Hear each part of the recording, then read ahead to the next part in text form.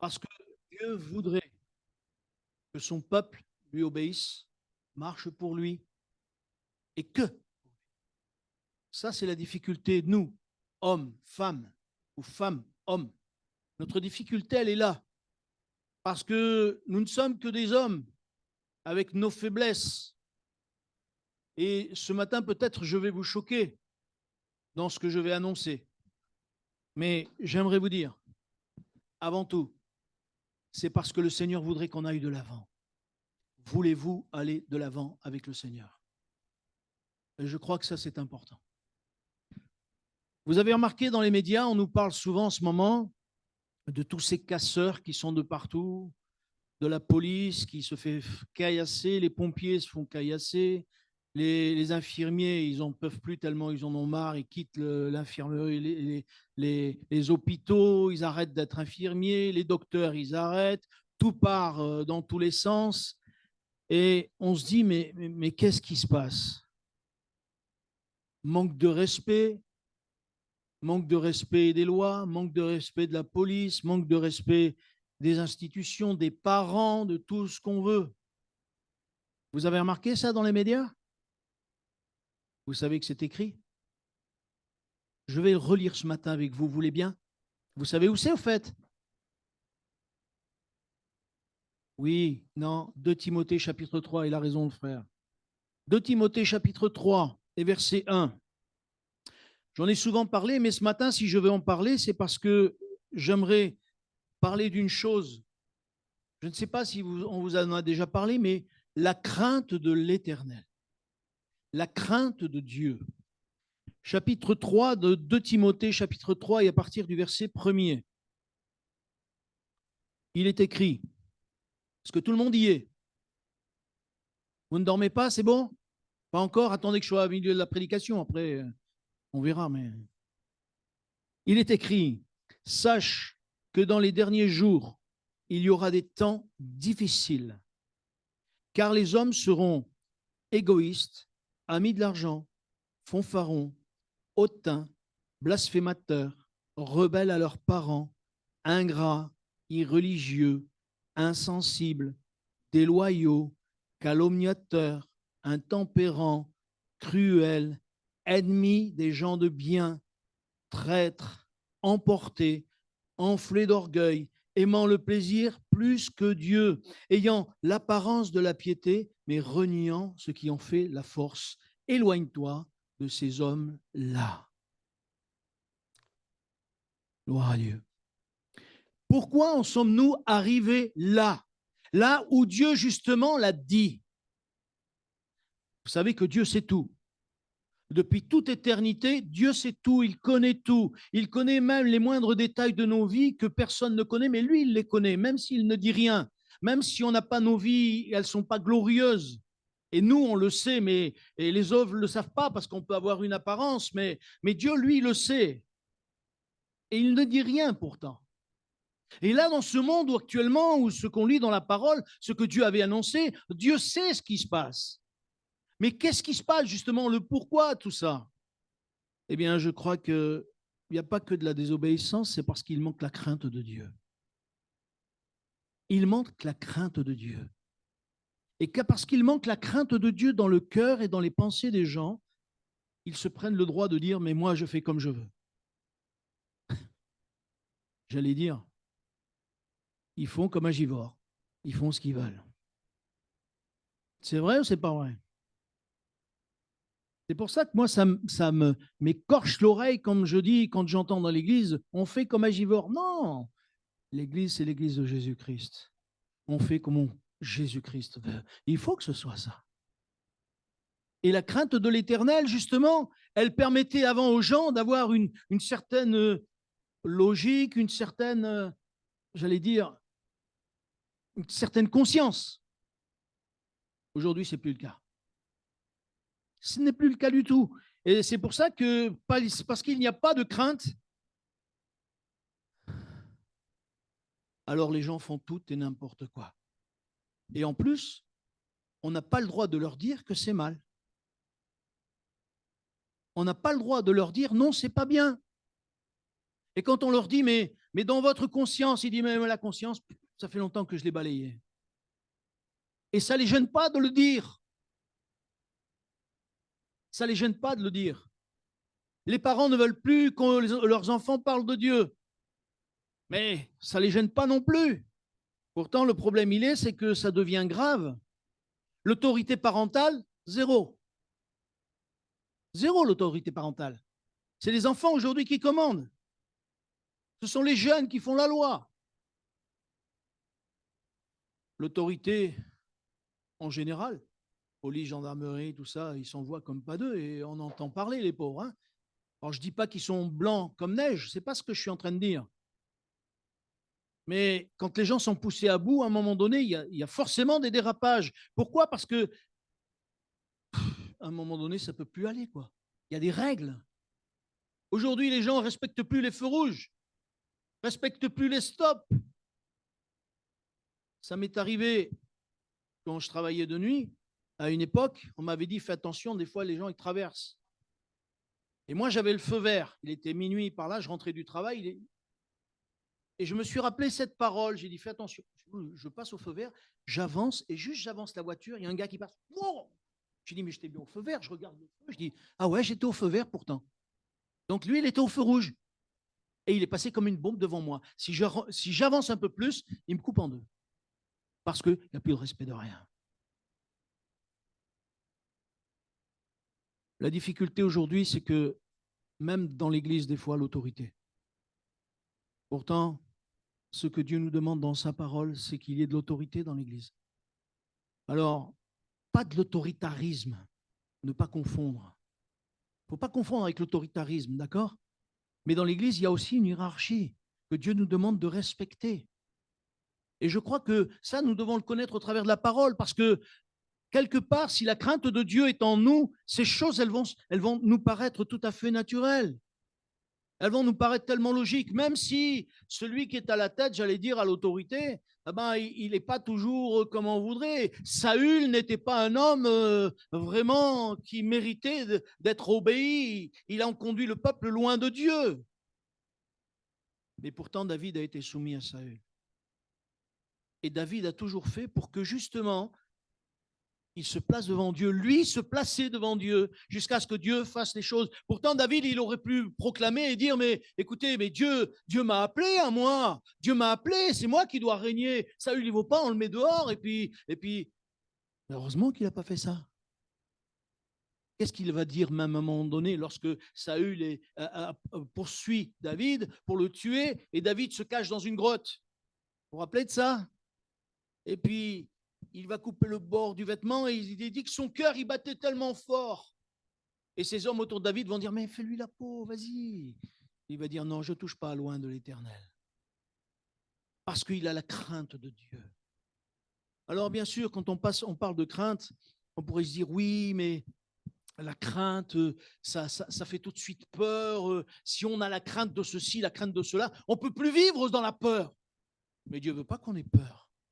Et on va le voir tout de suite, tout à l'heure. On va le voir que c'est pas, Dieu ne demande pas qu'on ait peur de lui. Parce que la crainte, c'est pas seulement la peur. Mais si les gens avaient un peu plus peur, entre guillemets, eh bien ils n'agiraient pas comme ils agissent. Et la plupart du temps, de ces gens qu'on a cités un peu tout à l'heure, ils ont oublié une chose, c'est qu'un jour, il faudra payer la note. Vous savez, lorsque des fois je lis dans la parole de Dieu, je lisais, ça fait un moment déjà, ça m'a toujours impressionné comme Dieu connaît toutes choses.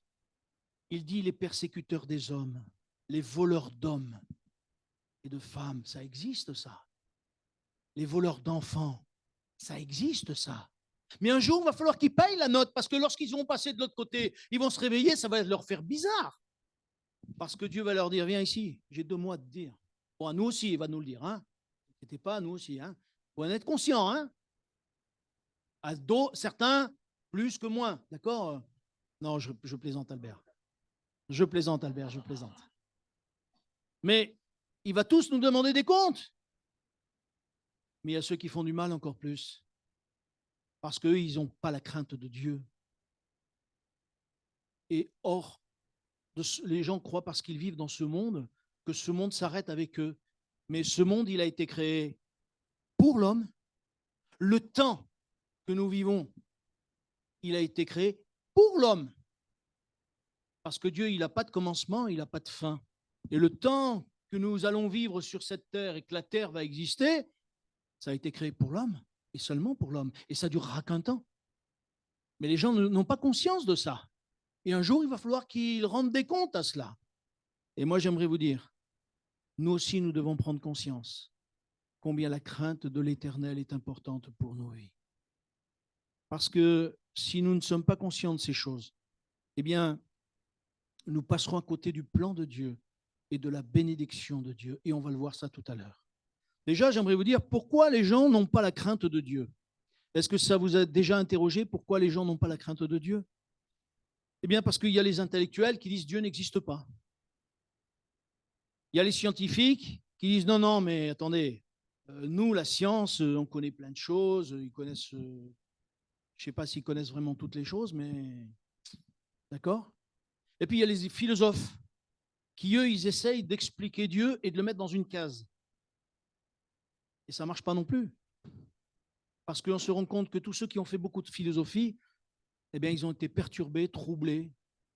Et un jour, mon frère me disait, mon frère André, qui a connu le Seigneur dans le passé, quand il a fait son bac, il a fait de la philosophie. Et il disait, heureusement que je connaissais Dieu. Il dit, ça m'a perturbé un certain temps parce qu'ils affirmaient que Dieu n'existait pas. Ils affirmaient que Dieu n'existe pas. Voilà pourquoi aussi les gens n'ont pas cette crainte de Dieu. Après, bien sûr, il y a le mauvais témoignage d'hommes religieux. Il y a, et là j'aimerais dire, attention, notre témoignage est important, mes frères et sœurs. Parce qu'en fonction de notre témoignage, c'est le nom de Jésus qui sera moqué. Je le disais vendredi soir à Vienne. Maintenant, quand je parle de Vienne, je dis Givors. Je suis vraiment imprégné à Givors, moi. Hein. Quand j'en parlais à Vienne vendredi soir, je parlais de Jimmy Swaggart. Vous avez entendu parler de Jimmy Swaggart? Oui, Jean-Luc? Les autres, non? C'est un évangéliste dans les années 80 qui faisait un tabac. Des milliers, des millions de personnes ont entendu parler de cet homme, cet évangéliste. Les hommes même regardaient à la télé cet homme qui prêchait l'évangile. Et cet homme disait, vous qui voulez être guéris là-bas dans vos écrans, posez la main sur la télé, Dieu va vous guérir. Les gens posaient la main sur la télé et ils étaient guéris. Ces hommes avaient la foi pour saisir. Et un jour, parce que cet homme avait tellement de succès, peut-être qu'il s'est pris un petit peu trop pour ce qu'il n'était pas, les autres pasteurs ont été, ou d'autres, ça c'est l'histoire qu'il dit, je ne sais pas si c'est vrai, mais si c'est vrai, c'est bien dommage. Il y a des pasteurs qui ont été jaloux et qui l'ont piégé. Et il s'est trouvé en adultère et il a été obligé de demander pardon à tout le monde. Après, je ne sais pas ce qu'il est devenu, mais qui c'est qui a été souillé, dites-moi, devant les médias? C'est Dieu. Lui, il a été souillé. Mais c'est Dieu qui a été déshonoré quelque part. Mes frères et sœurs, je crois que dans toutes ces choses, nous devons faire attention à ce que vraiment nous puissions comprendre que c'est important, la crainte de l'Éternel. Dans 2 Timothée, s'il vous plaît, au chapitre 4 et au verset 3, il est écrit ceci. Vous y êtes? Car il viendra un temps où les hommes ne supporteront plus la saine doctrine, mais ayant la démangeaison d'entendre des choses agréables. Ils se donneront une foule de docteurs selon leurs propres désirs, détourneront l'oreille de la vérité et se tourneront vers les fables. Amen. Pourquoi les hommes se tournent-ils vers d'autres hommes pour que ces hommes les instruisent selon ce qu'ils ont envie d'entendre? Mais parce qu'il manque la crainte de Dieu. Quand on a la crainte de Dieu, on fait attention à ce qui est écrit. Quand on a la crainte de Dieu, on regarde à ce que la parole dit, même si des fois ça nous dérange. Est-ce que la parole de Dieu, elle va toujours dans votre sens? Ah ben, ça m'étonnerait, moi, je vous dis. Parce que quand la parole de Dieu, elle nous cible, quand Dieu nous cible, quand Dieu nous montre que nous ne sommes pas dans la vérité, quand Dieu nous montre que nous sommes à côté de la plaque, ça nous fait un peu, ça nous dérange. Alors bien sûr, on peut déchirer la page, hein, mais ça n'empêche que la parole de Dieu, c'est la parole de Dieu et elle restera. Et dans l'éternité, c'est Dieu qui nous retrouvera cette page et qui nous dira, tu l'as déchirée. Un jour, il y a un roi à Israël on lui a sorti un livre, on a dit, voilà ce que Jérémie a écrit. Il a attrapé le livre, il a déchiré, il a jeté au feu. Dieu a dit à Jérémie, c'est pas grave, toi tu réécris. Mais par contre, le roi, lui, il va ramasser. Et c'est ce qui est arrivé. Il n'a pas voulu obéir à la parole de Dieu. Il n'a pas voulu, alors que Dieu voulait le prévenir, alors que Dieu voulait le mettre en garde, alors Dieu voulait qu'il se repente et qu'il aille vraiment de l'avant, cet homme. Et ce n'est pas ce qui est arrivé. Je crois que nous devons faire attention dans ces derniers temps à ce que nous ne puissions pas aller vers seulement les paroles qui nous conviennent, qui nous vont, vous savez, celles qui nous enrobent bien, celles qui disent qu'on est bien, quoi. On n'est pas tous bien et on a besoin de faire des progrès. Et la parole nous dit justement, attention, un temps où les hommes ne supporteront plus la saine doctrine. Mes frères et sœurs, connaissons la parole de Dieu, connaissons la parole de Dieu. Nous avons besoin vraiment de connaître la parole de Dieu. Pourquoi Dieu voudrait que l'on... Et là, on va lire plusieurs textes.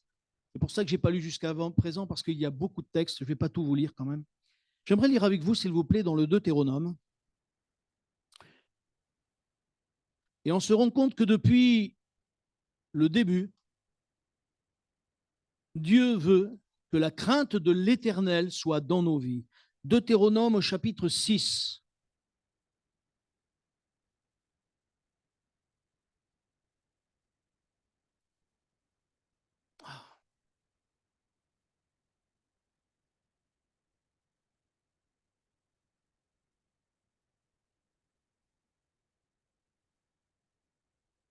Et au verset 24.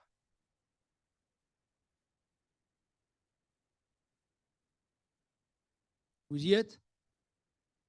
Il est écrit, l'Éternel nous a commandé de mettre en pratique toutes ses lois et de craindre l'Éternel, notre Dieu, afin que nous soyons toujours heureux et qu'il nous conserve la vie comme il le fait aujourd'hui. Amen. Voilà une parole que Dieu a dit au peuple d'Israël. Il voulait que déjà dans le cœur du peuple d'Israël, il y ait la crainte de Dieu. Parce qu'en ayant la crainte de Dieu, forcément, qu'est-ce qui va arriver? C'est que ce peuple va s'attacher à la parole de Dieu. Ce peuple va vraiment vouloir marcher selon Dieu. Et Dieu va dire, et j'aime bien, afin que nous soyons... Alors, il y a toujours une raison de Dieu. Et une des raisons, c'est afin que nous soyons heureux. Et qu'il nous conserve la vie comme il le fait aujourd'hui. Je crois que si nous apprenons à craindre Dieu, nous allons vouloir vraiment davantage obéir à Dieu, faire sa volonté. Est-ce que vous avez la crainte de Dieu? Attention, quand on dit Amen, j'ai la crainte de Dieu, ça veut dire quelque chose. Ça veut dire que si le péché vient, parce que j'ai la crainte de Dieu, je vais dire non. C'est ça que ça veut dire. S'il y a quelque chose de tordu qui vient et que j'ai la crainte de Dieu, je vais m'écarter de cette chose tordue. Parce que j'ai la crainte de Dieu. Et je crois que nous ne réalisons pas toujours tout ce que la crainte de Dieu peut produire en nous. Proverbe, s'il vous plaît, au chapitre 1er, verset 7. Et là, je n'ai pris que quelques versets, parce qu'il y a plus de 40 versets qui parlent de la crainte de Dieu, avec derrière une bénédiction, avec derrière vraiment Dieu qui agit, Dieu qui veut se manifester, Dieu qui dit « je suis avec toi » et qui nous conduit davantage. Proverbe, chapitre 1er, verset 7. 1, 7. La crainte de l'Éternel est le commencement de la science. De la science. Vous voulez être intelligent? Tout le monde va dire, oui, oui. Je ne sais pas qui c'est qui ne veut pas être intelligent. Hein? Celui qui ne veut pas être intelligent, qui lève la main. C'est le commencement de la science. Vous vous rendez compte? Le fait de craindre l'Éternel, simplement, de le craindre, pourquoi est-ce vraiment le commencement de la science? Parce que c'est Dieu qui va nous instruire. C'est Dieu qui va nous emmener plus loin. C'est Dieu qui va nous ouvrir l'intelligence. Moi, je vais vous dire, je connais plusieurs personnes et je me rappelle toujours de ce témoignage que M. Quintin avait donné. C'était une maman qui était venue à une réunion d'évangélisation et quand elle est venue, elle avait un enfant de peut-être 4, 5 ans ou peut-être un peu plus. Et quand elle a amené cet enfant, il était comme ça. Et puis, il avait la langue qui pendait, il bavait, il était vraiment dans un état pitoyable. Et puis, ce qui s'est passé, c'est que M. Quintin a prié pour cet enfant parce qu'elle s'est avancée à l'imposition des mains. Et après, à toutes les réunions, cette maman venait. Et puis, un jour, M. Quintin avait vu que l'enfant, il avait rentré sa langue et il avait redressé la tête. Et quelques réunions plus tard, il était sorti de son siège. Et chaque fois qu'elle s'avançait, elle faisait prier pour son gamin. Et son gamin est devenu ingénieur. Qui c'est qui peut faire ça, dites-moi? Les médecins. Cet enfant est venu à l'imposition des mains. Et Dieu s'est manifesté dans sa gloire. Je crois que nous ne réalisons pas, quand la crainte de Dieu est dans nos vies, dans nos cœurs, tout ce que Dieu peut nous donner et veut nous donner. On continue. Proverbe chapitre 15, verset 33.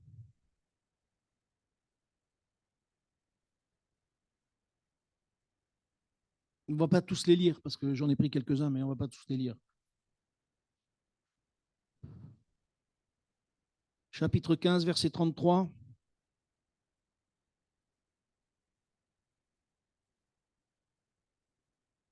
Il est écrit, la crainte de l'Éternel enseigne la sagesse et l'humilité précède la gloire. Et on se rend compte dans ces versets. Pourquoi l'humilité avec la sagesse et avec la crainte de Dieu? Parce que devant Dieu, il faut rester humble et rester savoir ce qu'on est. Vous savez, on n'est que des hommes, on n'est que des femmes avec nos faiblesses, nos manquements. Et le désir de Dieu, c'est qu'il nous rende forts à l'intérieur. Mais le désir de Dieu, s'il veut nous rendre forts, c'est pour qu'on reste humble quand même. Et il nous faut rester humble. Proverbe 14, 27.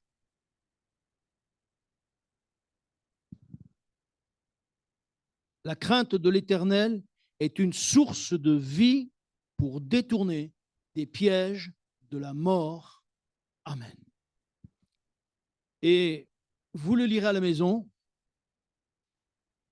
Les psaumes 31, 128, 85, 34 et bien d'autres encore, parce que la Bible parle constamment de la crainte de l'Éternel, avec derrière, comme je le disais tout à l'heure, avec une bénédiction de Dieu qui suit.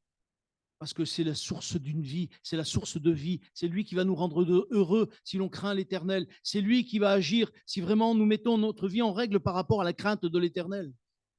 Vous savez que Dieu se plaît à voir que ses enfants le craignent. Et on va voir que ce n'est pas la crainte comme les hommes le pensent, de la peur, de dire aïe, aïe, aïe, Dieu va nous tomber sur la tête. Ce n'est pas ça du tout, la crainte. Et on va le voir tout à l'heure.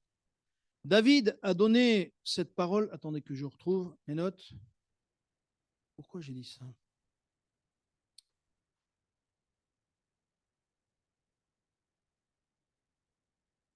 Il y a des versets que je voulais vous faire lire particulièrement parce que on a toujours une mauvaise opinion de la crainte.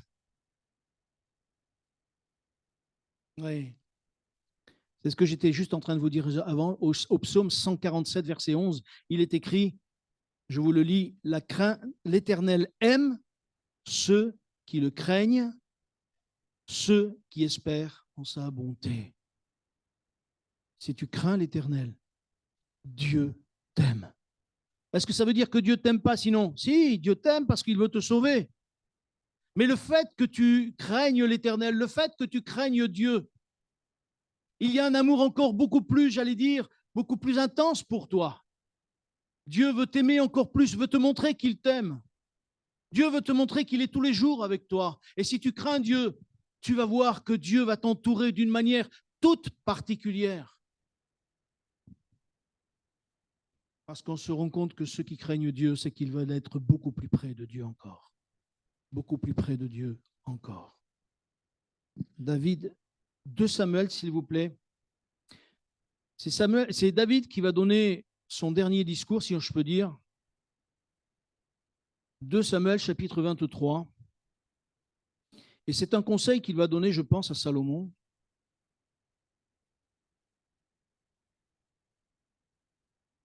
Comme on le retrouve aussi dans les Proverbes. Chapitre 23. On va lire du verset 1er. Voici les dernières paroles de David. Paroles de David, fils d'Ésaïe, paroles de l'homme haut placé, de loin de Dieu, de Jacob, du chantre agréable d'Israël. L'Esprit de l'Éternel parle par moi, et sa parole est sur ma langue. Le Dieu d'Israël a parlé, le rocher d'Israël m'a dit. Celui qui règne parmi les hommes avec justice, celui qui règne dans la crainte de Dieu, est pareil à la lumière du matin quand le soleil brille. Et que la matinée est sans nuage, ses rayons après la pluie font sortir de terre la verdure. Amen. Mes frères et sœurs, nous pouvons, à cause de la crainte de l'Éternel que nous avons dans notre cœur, répandre la grâce de Dieu autour de nous, faire briller la lumière de Dieu autour de nous. Bien sûr, les gens vont être étonnés parce que nous aurons la crainte de l'Éternel. Bien sûr, les gens vont dire, mais comment ça se fait que tu crains Dieu comme cela? Et nous pourrons le dire, pourquoi? Parce que ce n'est pas une crainte qui justement fait peur. Dans l'épître de Jean au chapitre 4 et versets 16 et 19, je ne me suis pas trompé, j'espère, il est dit, l'amour parfait bannit la crainte. 1 Jean, chapitre 4,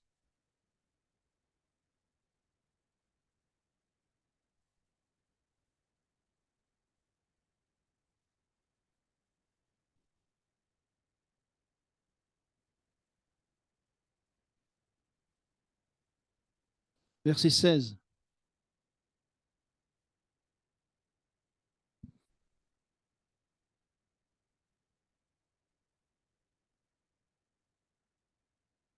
Vous y êtes? Il est écrit, et nous avons connu l'amour de Dieu, que Dieu a pour nous, et nous y avons cru. Dieu est amour, et celui qui demeure dans l'amour demeure en Dieu, et Dieu demeure en lui. Tel il est, tel nous sommes aussi dans ce monde. C'est en cela que l'amour est parfait en nous, afin que nous ayons l'assurance au jour du jugement. La crainte n'est pas dans l'amour, mais l'amour parfait bannit la crainte, car la crainte suppose un châtiment, et celui qui craint n'est pas parfait dans l'amour. Amen.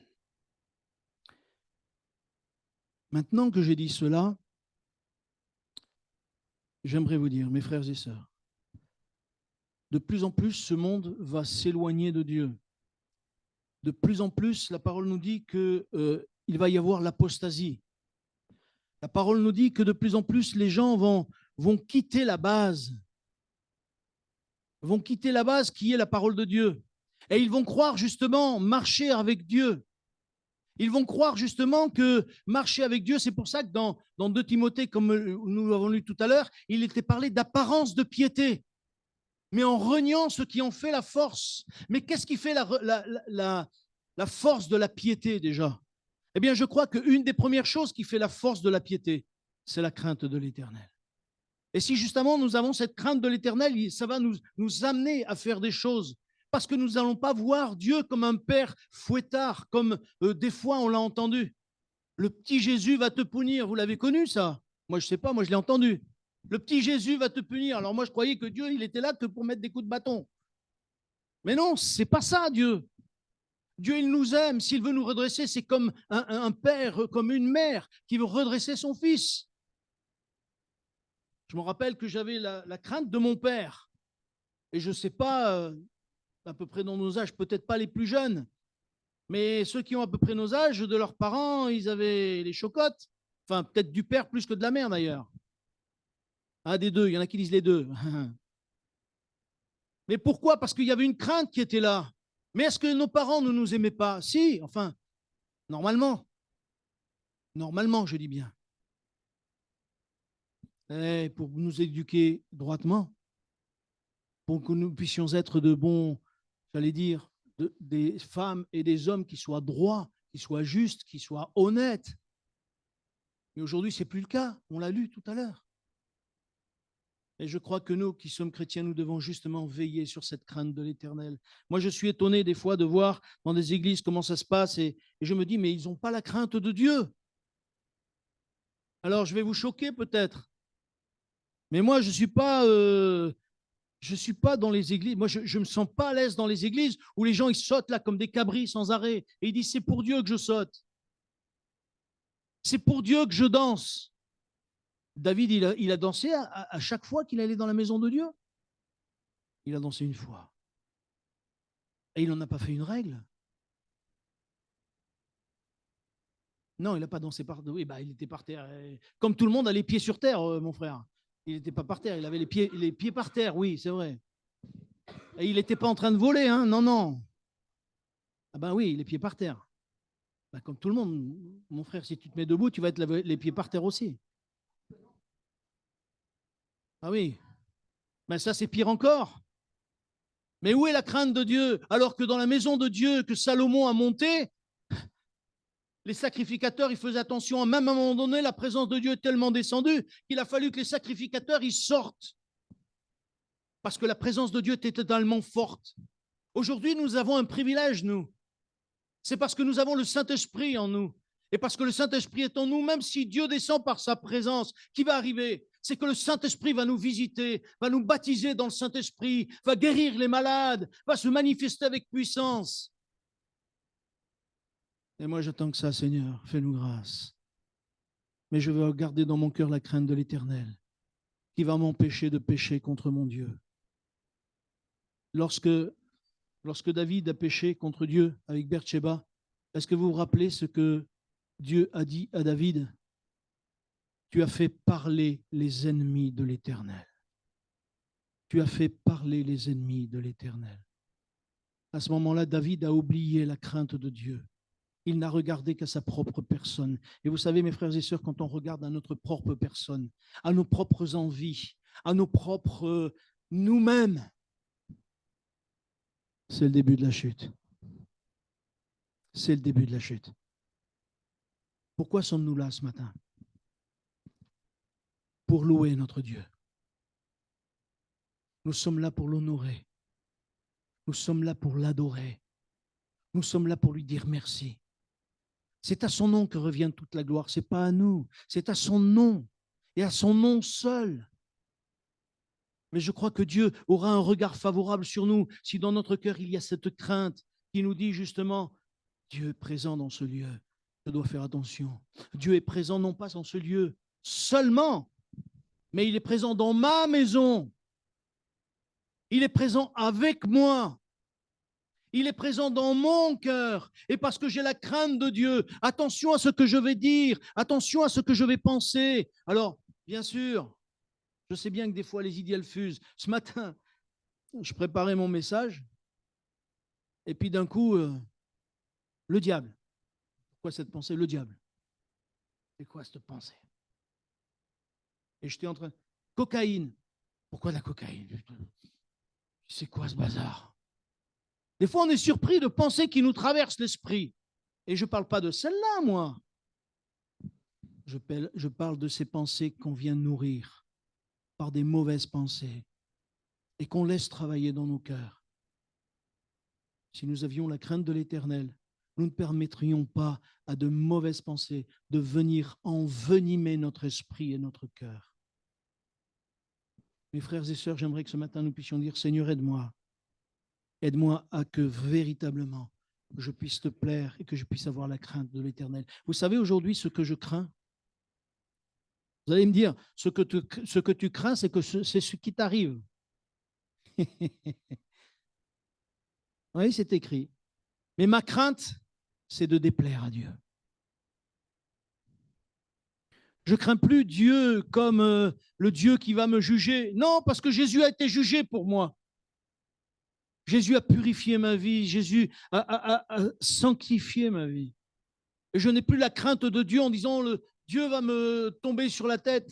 Et peut-être que quelqu'un au milieu de nous a fait des erreurs, a fait vraiment des choses qui n'étaient pas bien cette semaine qui est passée. Et j'aimerais te dire, ma soeur, mon frère, si tu sais demander pardon à Dieu, Dieu va te pardonner.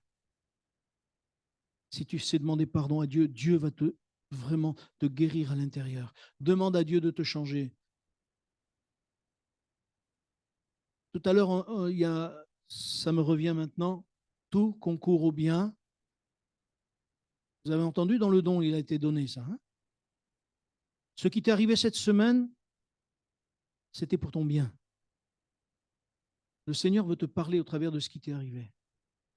Et ce qu'il te demande, c'est de ne pas douter de lui. Ce qu'il te demande, c'est que tu lui fasses confiance. Ce qu'il te demande, c'est que tu puisses lui dire, Seigneur, pardonne-moi. Je veux avoir la crainte de ton nom, mais la bonne crainte, celle qui me fait t'aimer avant tout, et la crainte de te perdre. Parce que c'est ça l'important. La peur de craindre, la crainte de perdre Dieu dans notre vie. Moi, je me dis toujours, Seigneur, aide-moi. Même si je prêche, je dis, Seigneur, je peux devenir orgueilleux. Je dis, aide-moi à ne pas te perdre. Aide-moi à ne pas te déplaire. Aide-moi à ce que je ne fasse pas parler les ennemis de l'Éternel contre toi, Seigneur, à cause de moi. Dieu voudrait que l'on puissions vraiment le craindre de tout notre cœur. Et nous l'avons lu. On va relire 1 Jean, mais à partir du verset 5. 1 Jean 15, verset 15.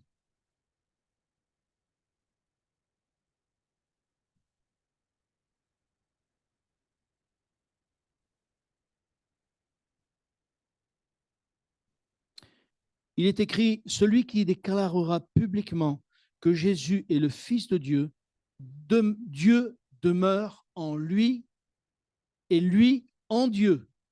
Et je reprends parce que je voudrais le relire ce passage. Et nous avons connu l'amour de Dieu que Dieu a pour nous. Et nous y avons cru. Dieu est amour et celui qui demeure dans l'amour demeure en Dieu et Dieu demeure en lui. Il est tel que nous tel il est, tel nous sommes aussi dans ce monde. Vous vous rendez compte ce qui est écrit? Tel il est, tel nous sommes aussi dans ce monde. Est-ce que Dieu prend plaisir à ce monde? Est-ce que Dieu prend plaisir à ce monde? Est-ce que nous prenons plaisir à ce monde? Parce qu'il est bien écrit, hein? Tel il est, tel nous sommes aussi dans ce monde. Oui. Mais des fois, excusez-moi de dire ça, hein, des fois on est entre deux chaises. On est entre deux chaises. On aime ce monde et on aime Dieu et on est ballotté d'un côté et de l'autre. Et je crois que justement, si dans notre cœur il y a cet esprit de dire Seigneur, je veux te plaire, je veux vraiment avoir la crainte de Dieu pour ne pas te déplaire, je veux avoir la crainte de Dieu pour ne pas perdre ton amour et pour t'aimer coûte que coûte. Alors je crois que Dieu est celui qui viendra dans nos vies, qui nous bénira. Mon désir profond, c'est que l'Église soit bénie. C'est que nous puissions être la lumière du monde comme le Seigneur Jésus nous le demande. Et je crois qu'une des choses importantes, et je le redis encore une fois, que nous puissions avoir la crainte de l'Éternel, mais la bonne. Non pas celle qui a peur de Dieu, mais celle qui l'aime avant tout, parce que l'amour parfait bannit la crainte. Seigneur, nous voulons te bénir et te remercier. Tu es celui qui nous aime. Tu es celui qui veut que nous puissions te craindre, mais non pas comme le monde te craint, parce que les hommes, ceux qui ne te connaissent pas, te craignent comme un père fouettard, comme si ça allait tomber. Non, Seigneur, il y a trop de gens qui vivent n'importe comment et qui ne te connaissent pas. Aide-nous à chaque jour mieux te connaître afin que nous puissions te craindre, mais la bonne crainte, celle qui fait que nous te respectons, celle qui fait que nous respectons tes commandements, celle qui fait que nous allons obéir à ta voix, obéir à tes commandements, obéir à ta parole. Seigneur, s'il te plaît, bénis ton peuple ce matin, bénis tous ceux qui sont là, afin que nous puissions faire des progrès les uns et les autres. Nous avons tous besoin de toi sans exception. Viens nous faire grâce, s'il te plaît. Et si quelqu'un au milieu de nous était dans la tristesse, viens lever cette tristesse, viens l'enlever, Seigneur, s'il te plaît, au nom de Jésus. Viens l'enlever et mets ta paix, mets ta joie. Mets, Seigneur, cet esprit qui vient de consolation, parce que tu es le consolateur qui veut faire du bien. Alors, Seigneur, à toi la gloire, l'honneur et la louange. Tu fortifies chacun, parce que tu es notre Père, et je te loue pour cela. Amen.